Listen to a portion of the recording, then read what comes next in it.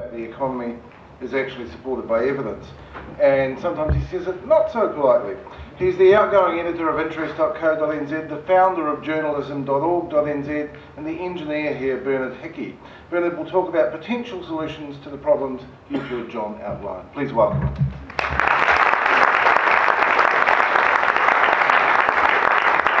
Thank you very much, Russell. The pink and green shoes. I would really not need high-heeled shoes, so I'm not going to buy them. It's a good solution. I'm going to talk today about design flaws.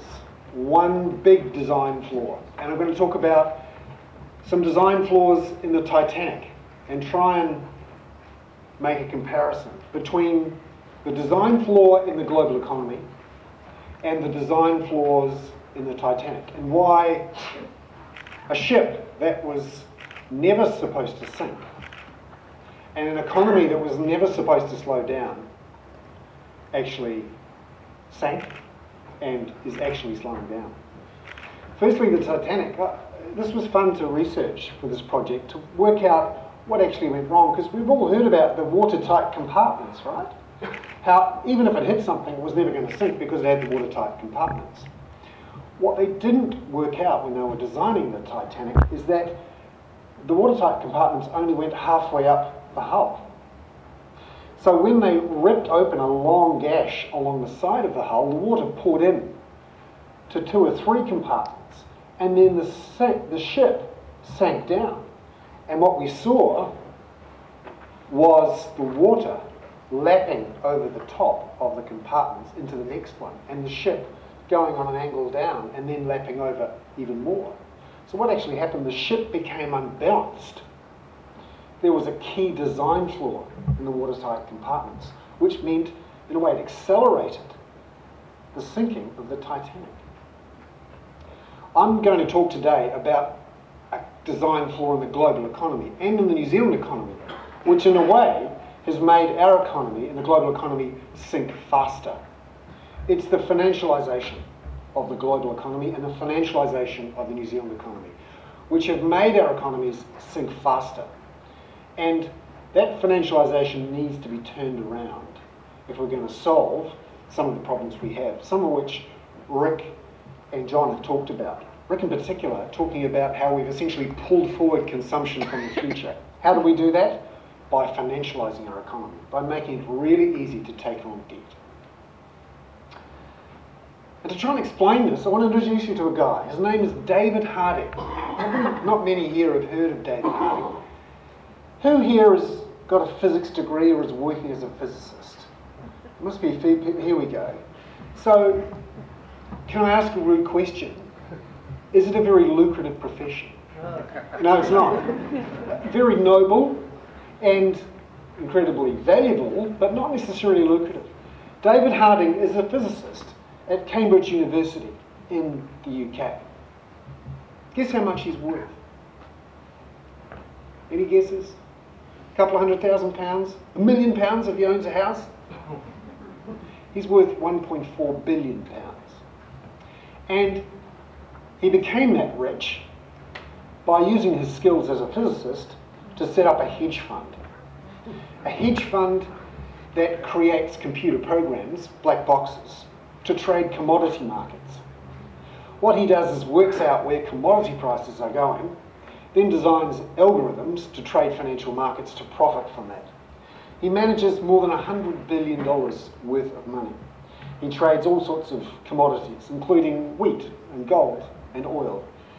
And he's employed hundreds of other scientists, people who are expert in statistics, in IT, in designing those algorithms, those black boxes, and understanding, using huge amounts of data to understand and predict prices of commodities, and then benefiting by trading on those commodities. He did something really interesting a while back. He started up a hedge fund that started employing meteorologists, because he wanted to work out how climate change was going to affect asset prices, and particularly commodity prices. And we heard from Rick earlier how climate change is affecting prices of food. So what he's done is he's taken meteorologists out of the best universities in the world, meteorologists who could be understanding how it affects climate change, or at least measuring how it's working, so that he could predict commodity prices to make money. He was then borrowing money from banks who would lend it to him because he's very effective, and then putting that money together with his clients' money together to make lots more money. His return on his assets was upwards of 15% per year for the last 10 to 15 years. It's very effective. And he's employed hundreds of extremely bright people to make money. We'll come back to David Harding in a second. He's a very friendly character, very happy, as you would be if you were with one. Now, I just want to go through some history of how indebted the world has become, particularly in the last 10 to 20 years, how we've pulled forward consumption, increased the risk in our economy, and created some of the problems that Rick has talked about in terms of over-consuming the future, very possible when you use a lot of debt, and thrusting capital flows around the world to make the Dutch disease even worse than it is now. This is a chart I love to use. It's my favourite piece of chart porn. I like looking at charts long and hard. The longer and harder my pieces of chart porn are, the better I am and happier I am. This one goes back to 1920, and it shows US private debt to GDP. So it's a good measure of what's happening in the world's largest economy, how indebted that economy is. During the 1920s, the roaring 20s, when people were consuming and borrowing and investing in stocks and radio and all those things, US debt to GDP rose to over 230% of GDP. This is very indebted. And it created a huge vulnerability, which we saw result in the 1929 stock market crash. And then a massive period of deleveraging, where households and corporates, companies repaid debt. In some of those cases, debt was destroyed and financial institutions were destroyed with it. And a lot of banks collapsed.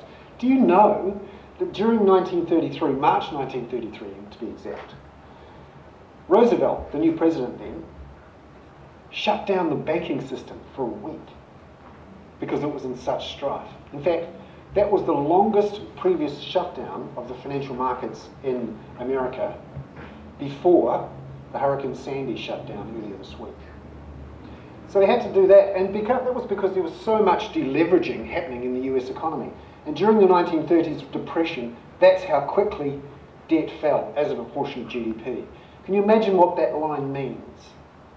It means very quick, destructive recession/depression, high unemployment, banks destroyed, companies destroyed, huge changes and pressures on social systems, political drama like you've never seen before, the rise of fascism, the growth of entrenched communism, and eventually the clash that we all know that happened in 1939.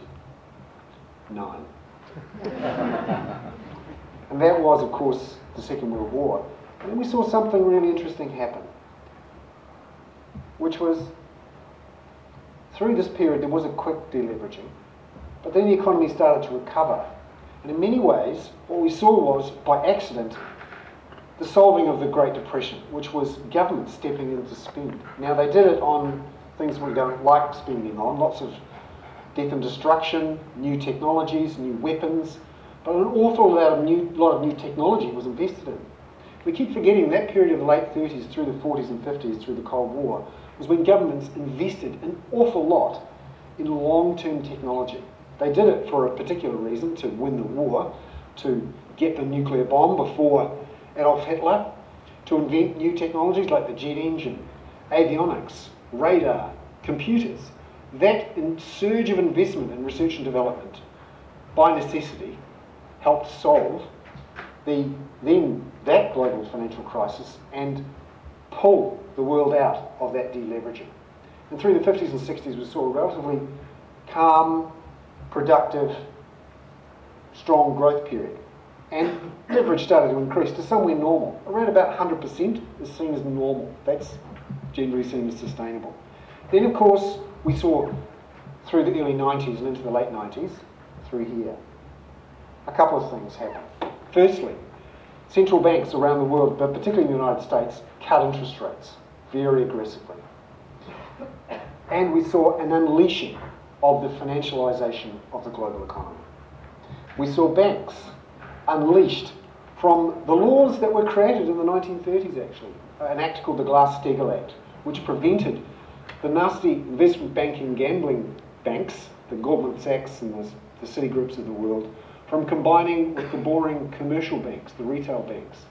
They combined together to create banks that were too big to fail, that were enormous and very highly leveraged institutions that pumped debt down the throats of consumers and the middle classes through the developed world. And unfortunately, it took debt to 300% of GDP in late 2007. You could get a loan in America if you had no income, no assets, and no jobs. A ninja loan, you heard that one? Or a liar's loan. You just made up your income and they gave it to you. Then, of course, we had the global financial crisis, and we have started on this deleveraging track in the United States. This gives you an idea of the scale of the issue. Rick's charts showing how much more of the future we have consumed is reflected in these lines, showing how quickly our debt rose. What happens now, right? How long is it going to take us to get back down to normal? How much of a risk did this spike create? How warped was our economy? Extremely. And how long is it going to take to get back down to normal? We're talking 10, 20 years. We have a problem. And unfortunately, it's not just in the United States. Anyone here got money in the United Kingdom? In a British bank account? Can I be rude? Get it the hell out. Seriously. Debt to GDP in Britain, 900% of GDP. That's because the green part, financial debt, all those banks in the city, in Canary Wharf, Bashard, have pumped enormous amounts of debt into that banking system. Now, they would say it's nothing to do with Britain, it just happens to be connected to a bank there. But tell that to someone during the midst of a financial crisis, it very quickly becomes sovereign debt through bank bailouts. Japan, enormous amounts. Sweden. New Zealand, we're actually pretty good.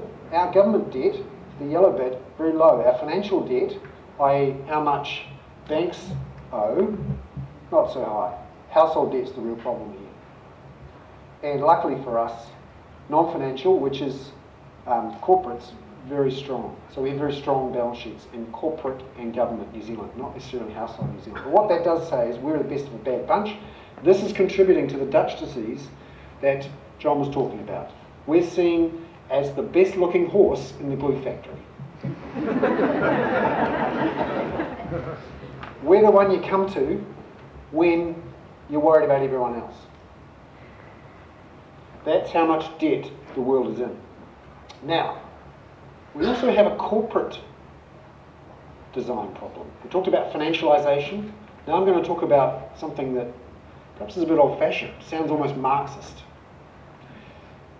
The share of the economy now going to corporate profits and how that's risen very sharply over the last 10 to 20 years for a bunch of reasons. This line shows corporate profit to GDP in the United States, and it shows right back to the 1940s. Through this period, through the 50s and 60s, when banks were shackled, there wasn't so much corporate profit going to shareholders. A good chunk of it was going to the workers in the form of higher middle class wages. In fact, during the 80s, it actually fell even further. But then something happened. Again, about here. Woomph. The corporate profit share of the GDP in the United States exploded. And you think, well, you know, the big risk in any company, in any economy during a downturn is that profits fall. They're normally the first things that fall. And they did. But they bounced straight back up again, and they're at record highs again. So the portion of the economy going to corporate profits and to shareholders is at record highs. What does that mean? That money's not going to Michelle to spend money on shoes. Sorry. It's going to the shareholders of some banks. And that means it's not circulating through the economy. In fact, what we're finding is that it is being hoarded into bank bills, treasury bonds, sometimes just into bank accounts, and it's sitting there. We have a hoarding problem in the global economy. A lot more of the income share is going to the holders of capital, to the very wealthy, and is sitting in bank accounts and bonds. And this partly explains why government bond yields are so low. There's so much cash flying around the system, but not being invested in the real economy. It's being invested in government bonds and in some cases in shares, but not in employing people and getting the economy going again. So this shows you the level of cash held on corporate balance sheets in the United States, 1.6 trillion. Now, who here has an Apple? Some sort of Apple product, an iPhone or an iPad, or all the hands going up, me too. At one stage last year, Apple had so much cash, it actually had more cash than the entire US government.